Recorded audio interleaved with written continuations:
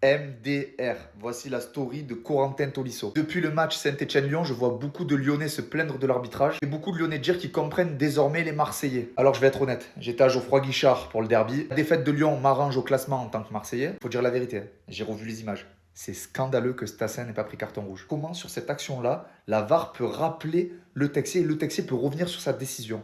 Comment? Surtout qu'il est sorti sur civière, Tolisso. Le pire dans tout ça, c'est que Le Texier n'est pas à son premier coup d'essai.